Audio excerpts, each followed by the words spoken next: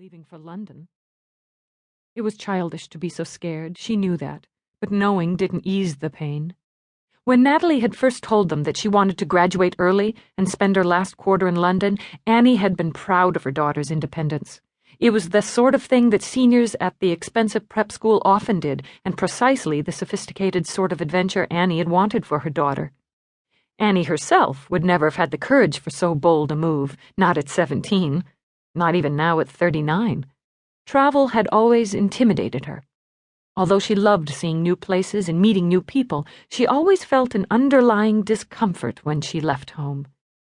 She knew this weakness was a remnant of her youth, a normal byproduct of the tragedy that had tainted her childhood, but understanding her fear didn't alleviate it. On every family vacation, Annie had suffered from nightmares, dark, twisted visions in which she was alone in a foreign land without money or direction. Lost, she wandered through unfamiliar streets, searching for the family that was her safety net, until finally, sobbing in her sleep, she awoke.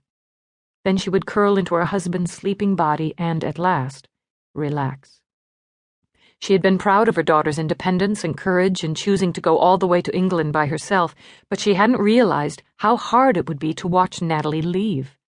They'd been like best friends, she and her daughter, ever since Natalie had emerged from the angry, sullen rubble of the early teen years.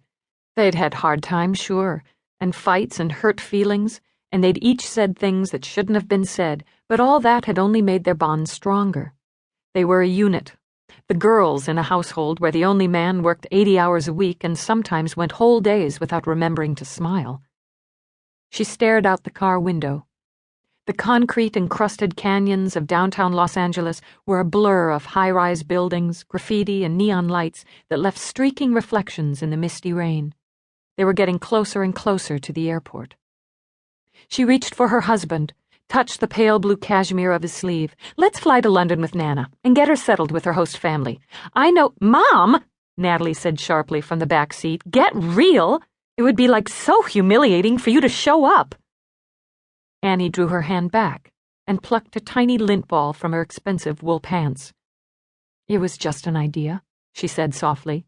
"Your dad has been trying to get me to England for ages. I thought maybe we could go now." Blake gave her a quick look, one she couldn't quite read. "I haven't mentioned England in years." Then he muttered something about the traffic and slammed his hand on the horn. "I guess you won't miss the California traffic," Annie said into the awkward silence that followed. In the back seat, Natalie laughed. "No way. Sally Pritchard, you remember her, Mom. She went to London last year. Anyway, Sally said it was way cool, not like California where you need a car to go everywhere. In London, all you do is get on the Underground." She poked her blonde head into the opening between the two front seats. "Did you take the Underground when you were in London last year, Dad?" Blake slammed on the horn again. With an irritated sigh, he flicked on his turn signal and jerked the car into the fast lane. "Huh? What was that?"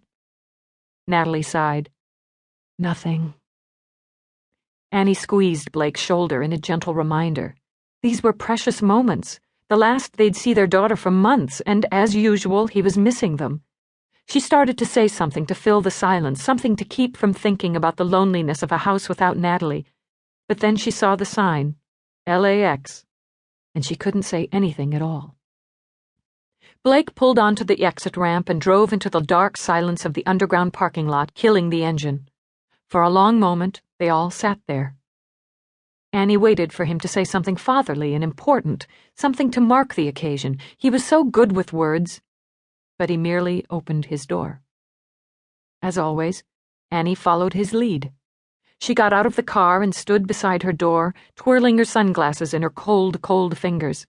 She looked down at Natalie's luggage, a single gray duffel bag and a green canvas Eddie Bauer backpack. She worried that it wasn't enough, that it was too unwieldy. She worried about everything. Her daughter looked so young suddenly, her tall, thin body swamped by a baggy denim dress that stopped an inch above her scuffed black combat boots. 2 metal clips held her long silver blonde hair away from her pale face. 3 silver earrings formed a curved ladder up her left ear. Annie wanted to manufacture a conversation, toss out bits of advice about money and passports and the importance of always being in a group of kids, but she couldn't do it. Blake walked on ahead, carrying the 2 lonely pieces of luggage as Natalie